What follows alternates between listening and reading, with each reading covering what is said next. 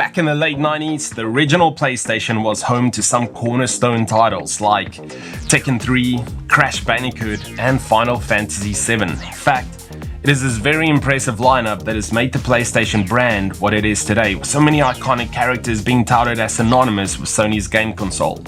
One of these was Spyro the Dragon, a cute, cuddly purple dragon that contains to this day with the likes of Crash and Cloud as the ultimate PlayStation mascot. So what made Spyro such a big hit?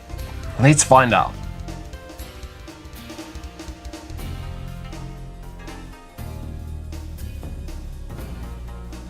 Spyro the Dragon, released on the Sony platform in 1998, was met with critical acclaim. Reviewers were raving that the game raised the bar for 3D platformers and brought a whole lot of new elements to the table, despite being a child-friendly side of the gameplay spectrum. One journalist in particular said Spyro is to the PlayStation what Banjo-Kazooie is to the Nintendo 64. Even though some had their chips and gripes with the game, they all acknowledged that Spyro combined two important elements: gameplay and graphics.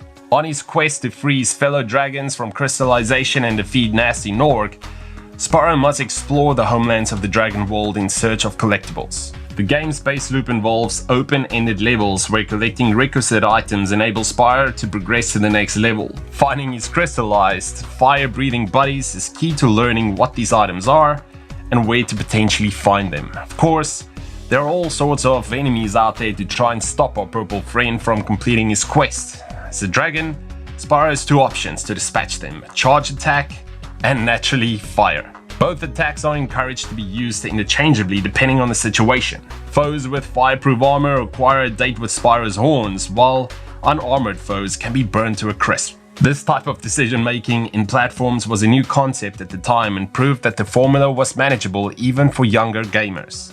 From a presentation standpoint, a lot would argue that its original incarnation, Spyro the Dragon, would uphold quite well even today. The developers made clever use of the low polygon capabilities of the PlayStation at the time. Characters all have clear and distinct features to their designs. The open-ended levels have a unique complexity to them that is both accessible and engaging. And of course, there's the soundtrack, combining whimsy with the fantastical, thanks to the compositions of former The Police drummer Stewart Copeland. Spyro the Dragon remains to this day a cornerstone platform game, and the recent remaster's reception lays testament to that. With its childlike nature, whimsical humor, and innovative gameplay, Spyro has managed to fly its way into the pantheon of gaming history.